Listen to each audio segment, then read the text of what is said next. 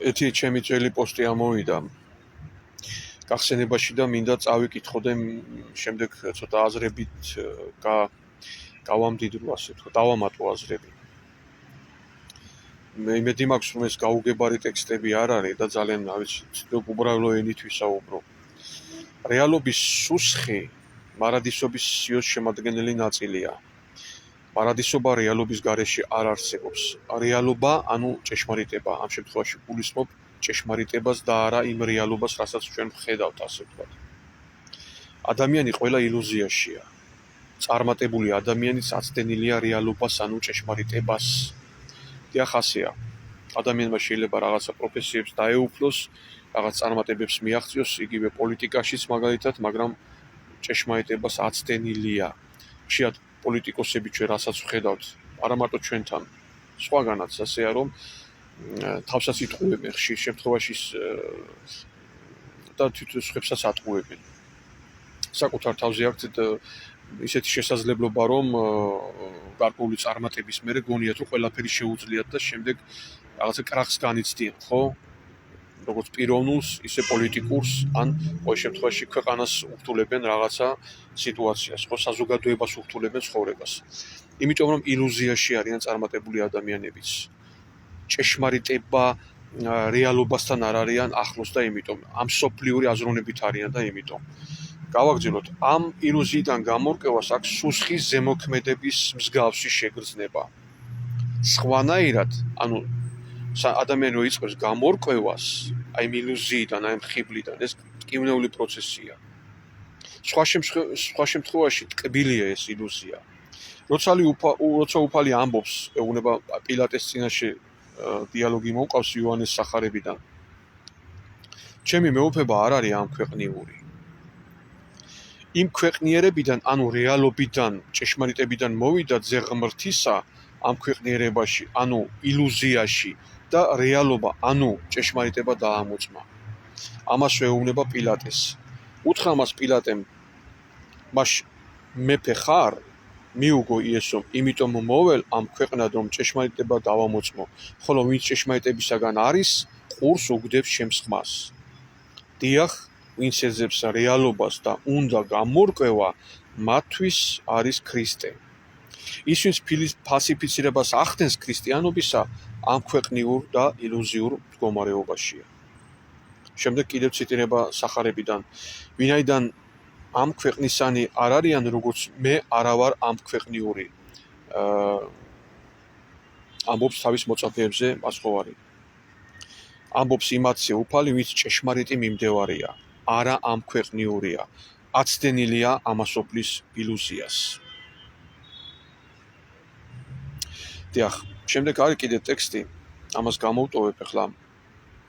აქ საუბრობ იმაზე, რომ იცით, ადამიანს ეტკბილება ეს ილუზია, აქაო ამსოფლიურობა და ტკბილია თითქოს ერთი მხრივ და ამიტომ ხშირად გაუცნობიერებლად თუ ცნობიერად ჭეშმარიტებას ყურს არიდებს, მაგრამ ვერ გავექცევით ჩვენ ჭეშმარიტებას მაინც, იმიტომ რომ სიკვდილის წინ თუ მოგეცა საშუალება ფიქრის, აი ამ დროს იწყება გამორკვევა ადამიანი და ხედავს ამაოებას იმისა, თუ რასაც ამ წუთისოფეში ესწრაფოდა. იმიტომ რომ სული იწყებს ხედვას უკვე. და ესეც კარგია ერთი მხრივ, იმიტომ რომ მარჯვენა ავაზაკივით, უფლის გვერდზე მარჯვნივ ჯვარცმული ავაზაკივით შეიძლება ბოლო წუთებში, ბოლო წამებში ადამიანი მოეკოს გონს და მიიღოს ეს ჭეშმარიტება და მისი სული შეუერთდეს ღმერთს. ეს არავინ არ იცის. მაგრამ ეხლა რა მინდათ, ნახეთ, არა ამ ქვეყნიური, ანუ ზეცის მოქალაქე.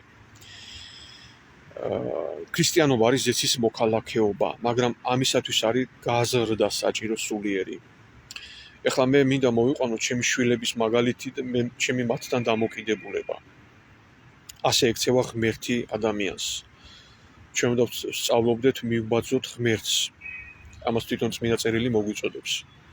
აი მაგალითად ჩემი შვილები 18 და 12 წლისები არიან, 11 წლის უბრალოდ მე-12-ში. მაგრამ მე მათ არ ვცდილობ მონაზნური აზროვნება ჩამოუყალიბდეთ. მონაზნური აზროვნება არის ჭეშმარიტება. კლასიკურად იდეაში გულისხმობ მონაზნობას და არა თქვა შეიძლება ხა ვიღაც აუფასურებს ამას, მაგრამ მე ამას ეს ცალკე თემაა. მე ვიცახი რომ იდეაში მონაზვნური აზროვნება არის ჭეშმარიტება, ეს არის ზეციური მოქალაქეობა მიწაზე, ანგელოზებრივი მდგომარეობა.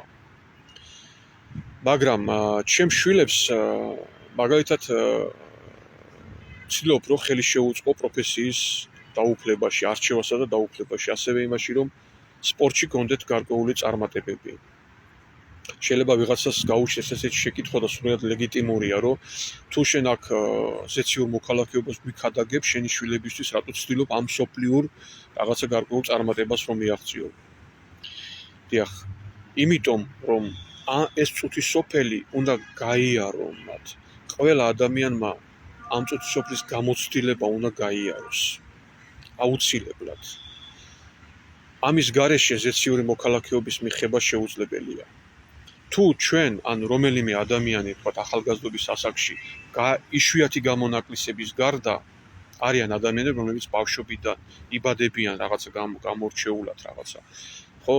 მაგრამ უმრავლეს შემთხვევაში თუ ადამიანი უბრალოდ რაღაცა იდეებით გაავსებს გონებას, კარგი იდეებით თუნდაც, შესანიშნავი იდეებით, აი ქრისტიანული და რაღაცა განეწყობა რაღაცა მონაზვნობისთვის, გამოუცდელობის გამო ხშირ შემთხვევაში შეიძლება ის ხიბში ჩავარდეს, იმიტომ რომ ეშმაკი გამოუცდელ ადამიანებს ატყუებს.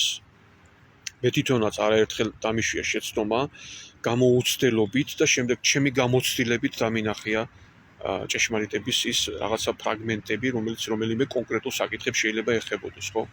გამოცდილებით გავიგე ეს მე. ამაზე შეიძლება ცალკე მქონდეს თემა სასაუბრო, თუ რას გულისხმობ. დიახ, ასე რომ მიუხედავად იმისა, რომ ჩემ შვილებს ხელს უწყობ, რომ პროფესიას და თქვათ სპორტშიც გქონდეთ გარკვეული წარმატება, ამავე დროს ყოველთვის ვესაუბრები აი სასუფეველზე. უნდა გქონდეს ახალგაზრდასაც, ზოგადად ადამიანსაც, აი ქრისტიანობა, აი როგორც ახლა ჩვენ წავიკითხეთ იოანეს სახარებიდან, რომ მაცხოვარმა თავისი ცხოვრების მაგალითით, არა მარტო ქადაგებით, მაგალითით დაგვანახა ჭეშმარიტი ორიენტირი. და ეს ორიენტირს, ამ ორიენტირს ყოველთვის უნდა უყურებდეთ. უნდა ისწრაფოდეს ადამიანი იმისკენ. ეხლა მე ვიცი, რომ ბევრს მოეწონება, ბევრს რა, ზოგიერთებს მოეწონება, გულებით მოიწონებს ამ პოსტს, მაგრამ უყურეთ, აი მოიწონებ, მოისმენ, მოგეწონება, ისიამოვნება ვთქვათ, ხო? მაგრამ რო გახვალ შემდეგ, ხო, სხვა ოთახში, ან მეორე დღე რო გათენდება, ისევ ამ წუთისოფლის ამაოებაში ჩაეფლობი. მაგრამ ნახეთ, რა საჭიროა მაინც საუბარი და ორიენტირი, ნახეთ, როცა მოდის განსაცდელი იმედგაცრუება, რაიმე იმედგაცრუება ამ წუთისოფლში. იწყებ აი ამ ორიენტირის ძებნას უკვე. მაცხოვრის ძებნას იწყებ. და გახსენდება ის, რაზეც ვსაუბრობთ, რა იდეებით შეგვაქვს ჩვენს გონებაში, ხო? მერე იწყებს ამოქმედებას, როცა სნეულება დაგემართება, როცა განსაცდელი მოდის. აი, როცა ჩაივლის განსაცდელი, ისევ იწყებ ამაოებაში ჩაფლას, გესმის? ესე ხდები, ესეა ყველა შემთხვევაში, ყველა ჩვენთან ასეა. და დროთა განმავლობაში ვიზრდებით. აი, როცა ჩვენ ვიწყებთ ჭეშმარიტი ორიენტირის ძიებას, რაღაც გარკვეულ საფეხურზე ვიწყებთ ასვლას. საბოლოო მიზანი მაინც არის ზეცის მოქალაქეობა. ქრისტიანობა ამას ნიშნავს თავის თავში, მოიაზრებს არა ამ სოფლიურობას. და მე ჩემი შვილებისთვის ისე როგორც სხვა ადამიანებისთვის მე არ ვითხოვ, მე თუ ჩემ თავს რაღაც გარკვეული შეზღუდვები და ნაკლოვანებები აქვს, ხო? ამ შემთხვევაში ჩემი გამოცდილებით მივედი აქამდე. მე სხვისგან ამას არ ვითხოვ. მე სხვას შემიძლია უბრალოდ რაღაც დავეხმარო საუბრით, როგორც ჩემ შვილებს. არა მარტო საუბრით, არამედ მაგალითი მივცეთ, ხო? ქრისტიანობაში და ამ წუთისოფლში განსხვავებული ნახეთ რა არის განსხვავება, ერთ-ერთი სხვაობა რა არის კიდევ. ამ წუთისოფლში სუსტები ემსახურებიან ძლიერებს. ხო რომ ქრისტიანობაში პირიქით ძლიერები ემსახურებიან სუსტებს. ამის მაგალითი თავად მაცხოვარო მოგცა, როცა ჩამოვიდა განკაცდა და ჯვარს ეცვა ადამიანებისთვის. სუსტი ცოდვილი ადამიანებისთვის. როცა ფეხები დაბანა უფალმა, ძლიერმა, ასე ვთქვათ, ფეხები დაბანა მოემსახურა სუსტებს, ხო? ებრაელთა მიმართ ეპისტოლეში ამბობს ასევე პავლე მოციქული, რომ ანგელოზები არიან ჩვენი მსახურნი. მათთვის არიან, ვინც უნდა გადარჩეს და ცხონდეს, მათ ემსახურებიან. არა და ანგელოზი ბევრად ძლიერია ცოდვით დაცემულ ადამიანზე ძალიან ძლიერია, არა ადამიანებს ემსახურებიან. ასე არის, როცა ადამიანი გარკვეულ სულიერ საფეხურებზე გადის, ასე ვთქვათ, სულიერი ცხოვრებით, ის ინკვიზიტორი კი არ უნდა გახდეს, რაღაც კანონმდებელი და წესრიგა, ასე ვთქვათ, და ცოდვილებს კი არ უნდა უშვებდეს გამოუხსნელ ჯოჯოხეთში, არამედ როგორც მოწყალე მამა ეხმარებოდეს სხვას სულიერ წინსვლაში, ასე ვთქვათ, და ეს არის ჭეშმარიტება, ანუ ჩვენ რო ვლაპარაკობთ ჭეშმარიტ ორიენტირზე, ეს არ ნიშნავს, რომ მოვითხოვოთ ღვთისგან ეს, არა, ღვთისმსახურმა უნდა დაანახოს, რომ აი ეს არის სიმართლე და დაეხმაროს ადამიანს აი ამისკენ სვლაში, როგორც საკუთარ თავს, საკუთარი თავიც აქეთ უნდა მიმართოს, თუმცა ჩვენი სულიერი ცხოვრების განმავლობაში აი ამ სულიერი ცხოვრების გამოცდილება ზეციურ მოქალაქეობამდე მოიაზრებს, რა თქმა უნდა, დაცემასაც, შეცდომასაც, ზოგჯერ სიცრუეში ყოფნას, შემდეგ გამორკვევას, ცოდვაში დაცემას და შემდეგ წამოდგომას, შეცდომის დაშვებას და შემდეგ გამოსწორებას. ეს არის გზა ზეციურ მოქალაქეობამდე. შეგვიწყალოს უფალმა და გვაკურთხოს. ამინ.